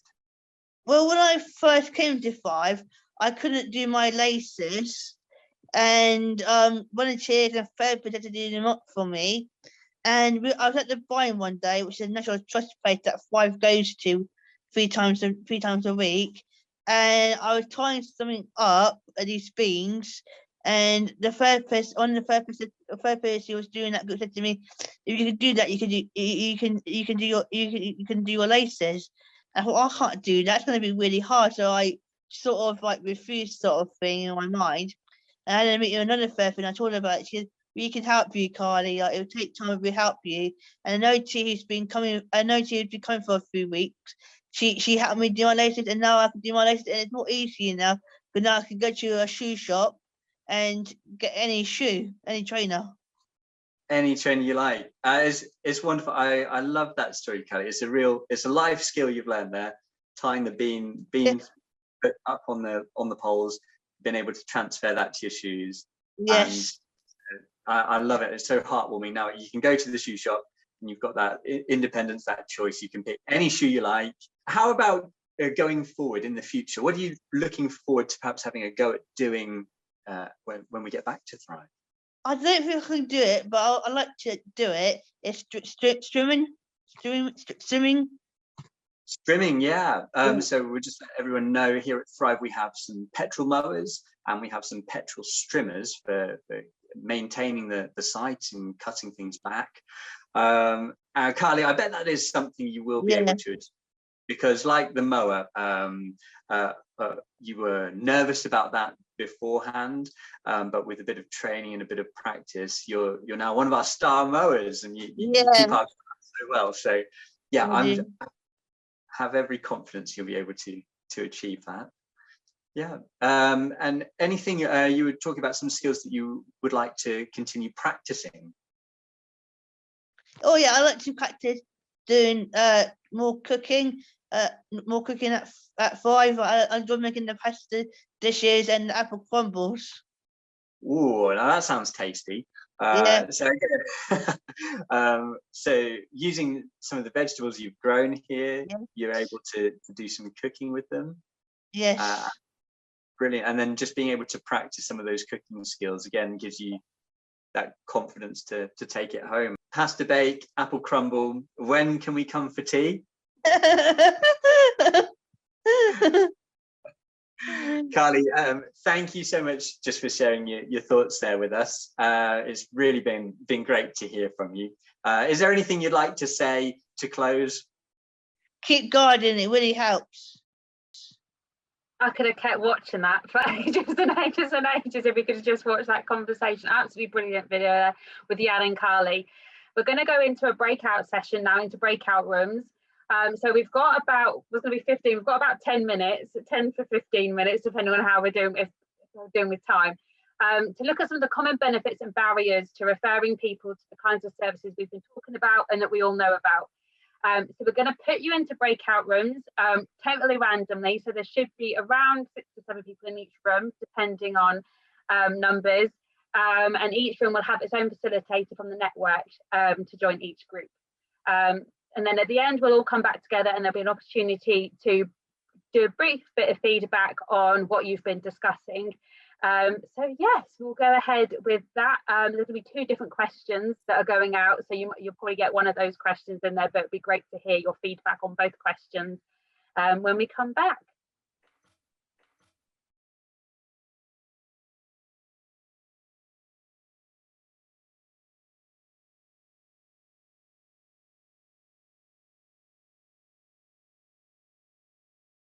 Okay, I think we're all slowly coming back now into the main room. It went so quick, doesn't it? In 10 minutes to have a conversation, but I think we managed to get some points in our session. So what we're going to do, and I think as we'll start off as everyone keeps coming back in, but hopefully we've got everyone back now. So we're just going to invite, I want to invite all the facilitators, so one person from each group, the facilitator that was there, to feedback on 1 or 2 key themes on what came up on their question. And if you can just touch on whether you use question 1 or question 2, just so we're aware of which question you are answering. Yeah, and if you've got feedback, then that would be great to hear before we open up the Q&A in a couple of minutes. So I'll kick off, and then I think then we'll start, because I think that's the easiest way to do it. And then we've got Damien and Jan from Thrive facilitating on the next group. So we did question 2. So question 2, in case you're not aware, was thinking about the barriers that are stopping clients from participating in nature-based interventions. How can we overcome those barriers and enable more referrals to be made to these services? Which I think is an absolutely fantastic question, and something that I ponder myself all the time. And I said that we regularly I've still got spaces at my allotment therapy site. And I'm always wondering there's a gap somewhere, because I know the demand is higher than ever. So trying to work out what those barriers are is really interesting. We came up with, I suppose 3 in a nutshell of key themes that came up. One was transport, and that was either around a fear around traveling, so they're worried about traveling, or it was around the affordability or ability to travel. So if somebody can't afford a bus ticket, they can't afford a taxi, they can't use public transport for any reason, they can't drive for any reason, then that it can be really limiting to the access to the services that are available to them. And that can sometimes, in some cases, shut most of the options out, just really because they can't get there. One thing that came up with that we're definitely going to pick up on, Sarah mentioned that actually apparently some people that have got mental health diagnosis can get a free bus pass. So that's something that I'd never heard of, and I think some of us hadn't heard of. So we're definitely going to look into that one and make sure that the people that we work with are aware of. And the other one was confidence. So confidence, and that could be for any reason, but the confidence to come along, confidence to meet new people, especially if people have been isolated for a very long period of time. But as I said, that confidence could be for any issue. And lastly, it was around clothing, actually, was quite a big thing, and the importance of actually everybody dressing dressing like a gardener, I suppose, and about how actually confidence to come along.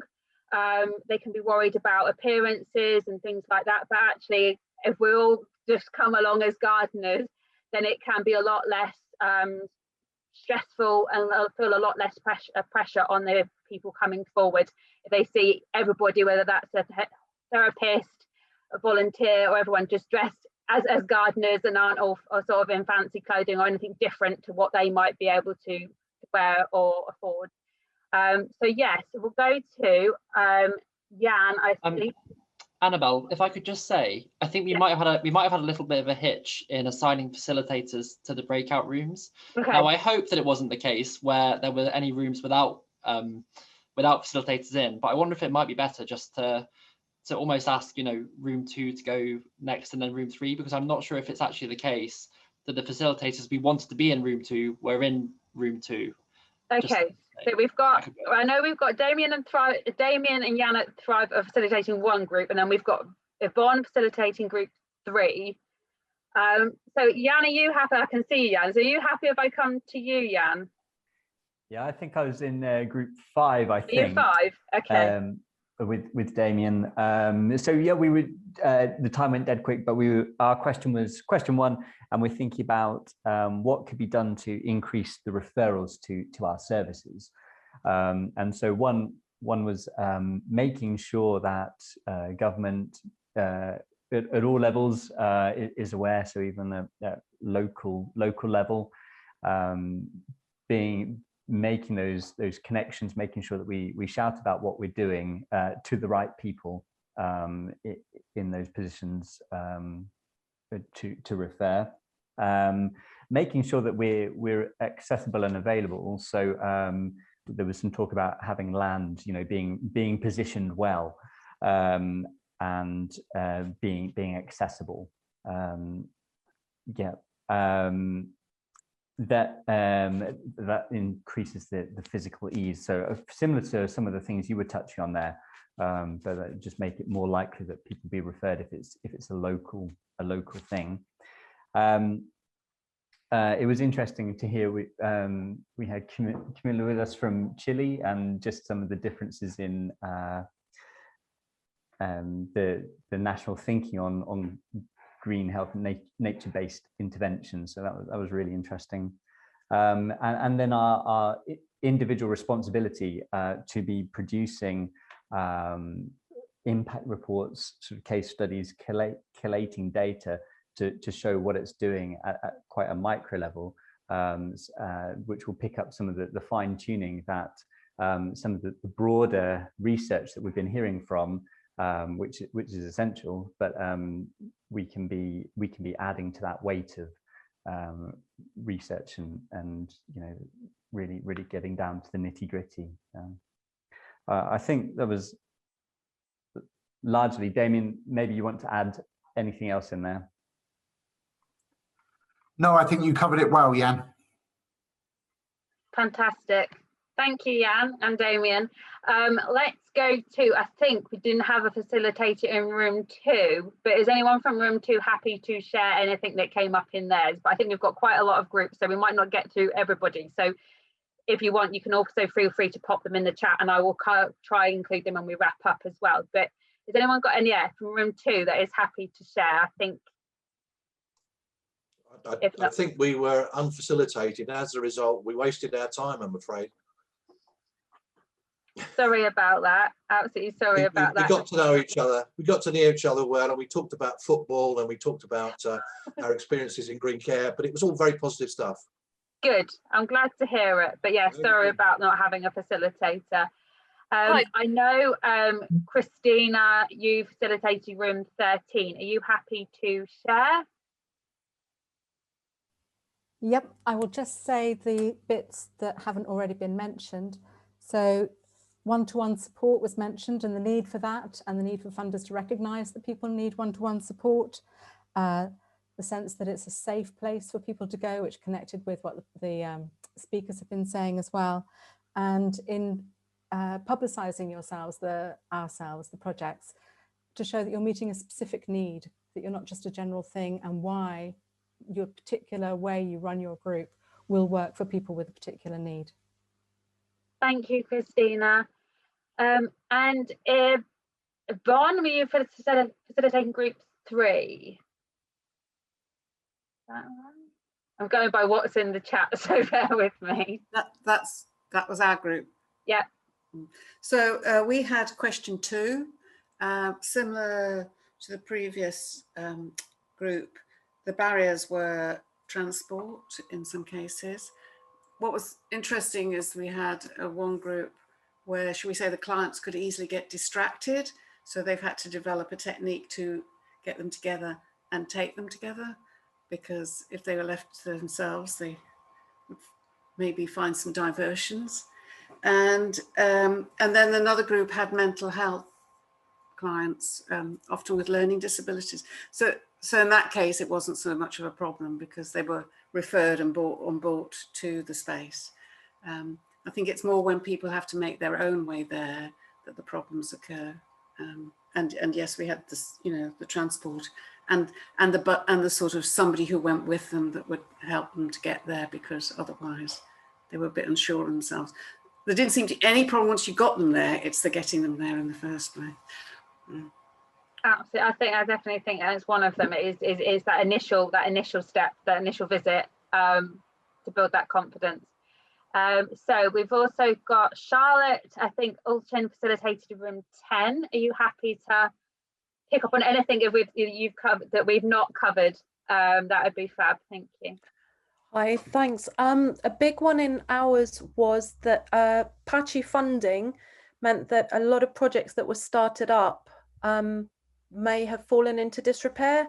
So there was lots of enthusiasm, there's lots of work done, and then money ran out, projects ground to a halt, no one took ownership for the site, and that was seen as quite a negative thing in those communities where that had happened.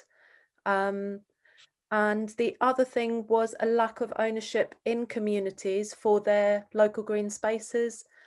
So people being quite reluctant to engage with events or schemes running in their spaces, and how as a group you then kind of, encourage people in and keep them in and make them feel that it's their group for their community. Thank you, Charlotte. And Paul, did you, from, I think Paul Scott, is that right? I'm just, the chat's going crazy, so I'm scrolling back to make sure I can see it. Paul Scott from Fab, did you facilitate room 9? Is that right? That's right, Annabelle, yeah. So just quickly, a summary from us, some really valid points. One really key point that came over was with people not believing in themselves that they can do things, and how we can get people to the amazing facilities that are around, increasing things like taster sessions for people to come and see. And once you're there, you kind of get the magic of what happens in the natural spaces and different settings. So that was a really important one. And another really great one that came up was actually motivation for people, that particularly when we've been through periods like, the lockdowns and things, people might be living with mental health support needs, and how that they can be helped to get out again, kind of, with changes in mood, and kind of, varying degrees of mental health support needs. That's a really important one, that people's motivation, being remotivated, and also talking about that. Just as an example, as Reading as an area, there's a wonderful wealth of opportunity out there, but there's still a lot of people that don't know for varying reasons, and some of that is linked to not having an online presence. But there's just this wealth of availability out there that people just don't know about still. So that's...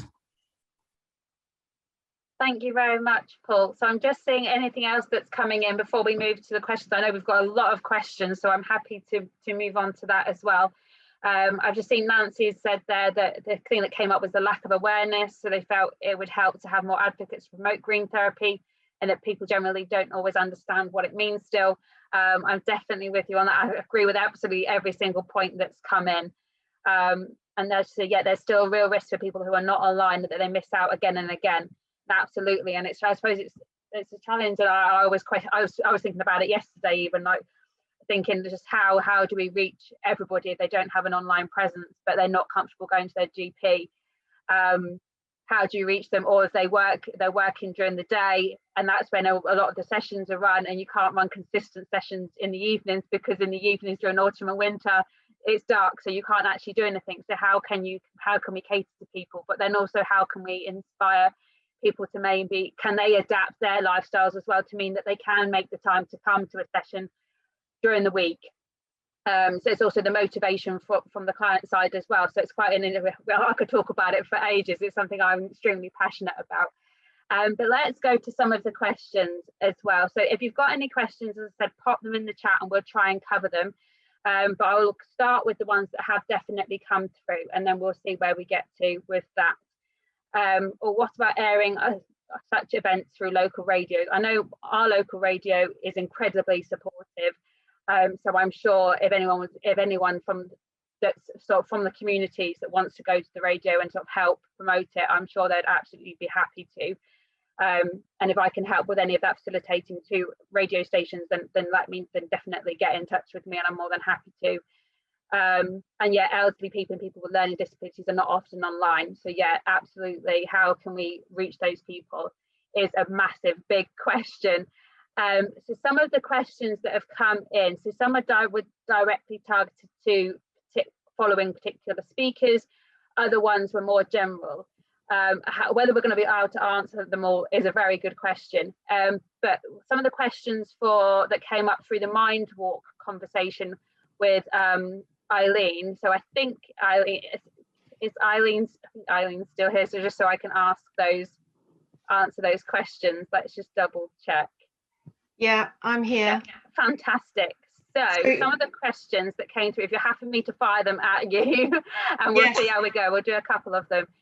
So questions were, has consideration been given to people with mobility difficulties, hearing or vision impairments and cognitive difficulties, the variety of ways people embody being outdoors? So I know that's quite a big question in a short space of time, but yeah, just as if you can answer that briefly, that'd be great. Yes, absolutely. I didn't have time to go into it, but we've had wheelchair participants as well, and they simply participate with their person, and it's about moving through space. And in fact, the activity was designed with flexibility and diversity and inclusion inbuilt into it.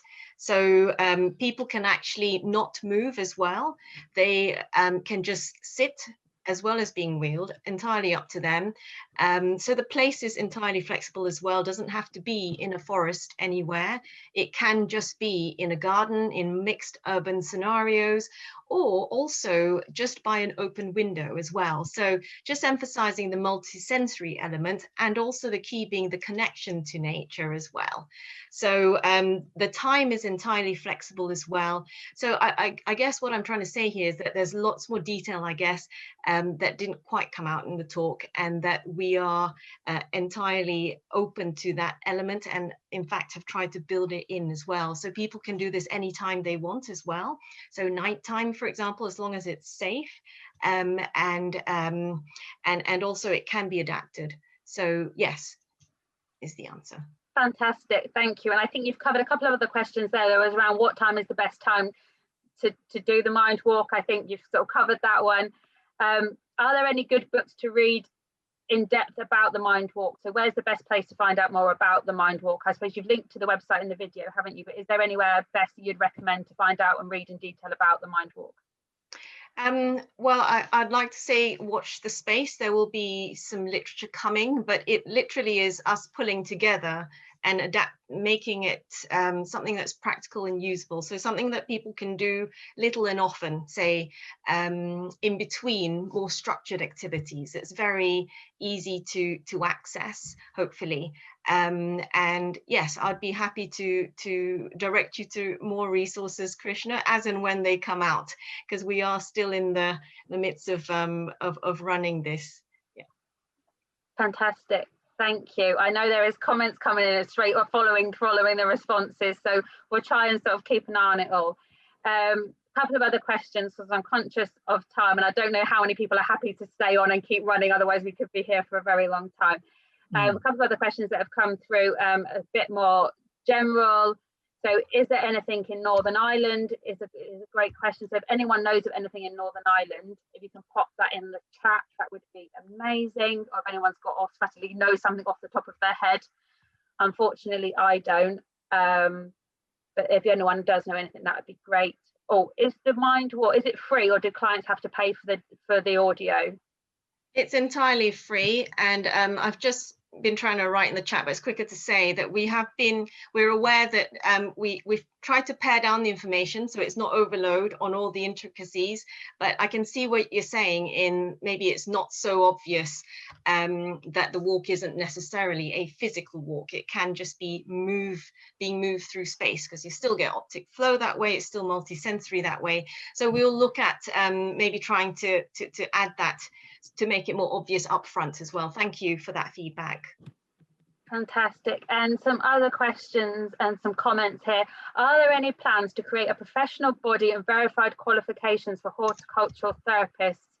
I'm not sure that I'm not sure who to go to try and answer that one, because it is a very big question. I would love there to be. I think with a lot of us have spoken in depth about how we'd love there to be a way that everyone across the UK can join up. I'm not sure there's anyone that can anyone answer that question? If you can, please feel free to come off mute and let us know. Be great to know, but I haven't heard of anything myself. Can I quickly comment and say I haven't got an answer, but I think it's something that certainly we'd be interested in pursuing from the network that I'm involved with in Norfolk. And maybe it's something that the National Coalition for Green Care ought to be taking forward. Thank you there.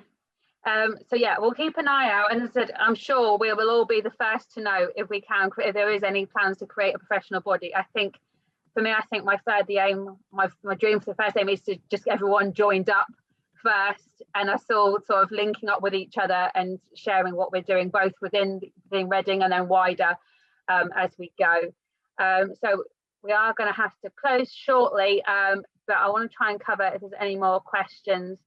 So as someone said, we're talking about much of the benefits, the bright sides, but what about the limitations and barriers to connect with nature?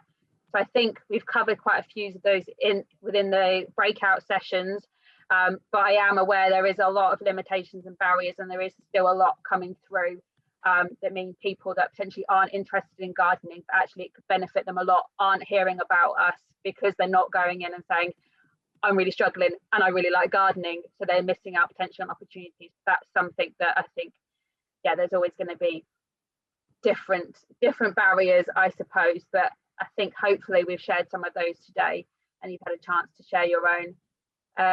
Is there any more questions? I've made sure I've missed any. Oh yeah, there's loads of comments coming through, so try and keep up with have a look at the comments if you want to find out about other projects that are going on around. Northern Ireland social programming is still very much in the early days, so there is plans there, but as I said, it's in the early days there. Just double checking, has anyone else got a question that they wanted to ask quickly before we close? Patrick, have you got your hand up? Yeah, it's the same sort of question about, remember in the break I asked about the video and it's going on YouTube. Yep. Can we see the chats in the video? Because I know some of the Zoom ones you can't see the chats in the video. You just see the speakers in the video. That is a very good question. I know. So what you can do is so if on the chat, if you can see the chat at the minute, there's a box with 3 dots. If you click on that, I think anyone can do it. It's not just if you're a host. If you click on the 3 dots, there's a thing that says save chat. And that means you can save it as a document. Right. So then you've got everything that's on there it saves itself as like a text file. So it doesn't look as clean and easy to read, I don't think, is what it does at the minute, but everything will be there if you can do that. Does that help? It's not giving me the option to do it now, it's just giving me chat, maybe in the message settings. Yeah, so no, it's not giving you the option. So normally it's in the chat box where you'd write your message. There's a little box and it says save chat, but have a look. It's to the right of where it says, sorry, just to jump in, where it says who you're messaging, so where it says everyone, there should be three dots to the right of that. If you can see that. See, I'm on the phone, so maybe right, it might be different then. Yeah. Well, if you I think you can only do it on a laptop. If you message me, so I'm on the MERL, I've downloaded the chat. I'm happy to email the chat to you or to anyone who sends their email to me. Yes, please, because as I say, most of it I was driving, so I was only listening, so I couldn't read the links and the stuff like that. No worries. Well, yeah, do send me your email, and I'm happy to share the chat with you that way. Okay. Great. Thank you. And then we've got one final question, and then we're going to close with a word cloud. So I'm sorry that we've not managed a chance to answer every question, but hopefully we've managed to, if you weren't in touch with everybody before, we've linked you up with some new people that you might be able to ask questions to. One last question we've had is, will we be able to see the recording of the entire event? Absolutely. So it will be on the MERL YouTube account. So if you want to watch it afterwards, that's the place to go and to check it out. So thank you so much to everybody that's attended today, to all the facilitators, to every single speaker, to all the organisers. I could go through name by name, but we'll be here for a while. But thank you so much to everybody that's been part of the organising team and everyone that's attended. And I really hope you found it insightful, exciting. And I know some of you have already said it's just made you want to go outside.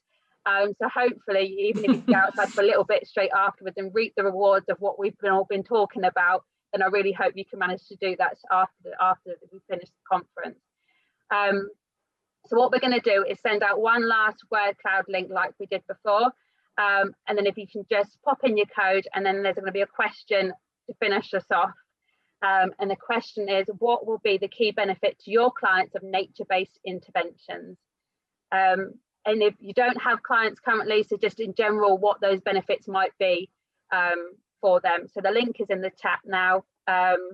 And yes, I really hope you've enjoyed it. Sorry I had to cut a couple of the conversations short, but I really wanted to make sure I keep the time as much as we possibly can. And all the presentations, as I said, I think some of them have been shared or they can be emailed out. So yes, thank you so much. And we'll just see what ideas start coming through, and I will share some of them before we finish.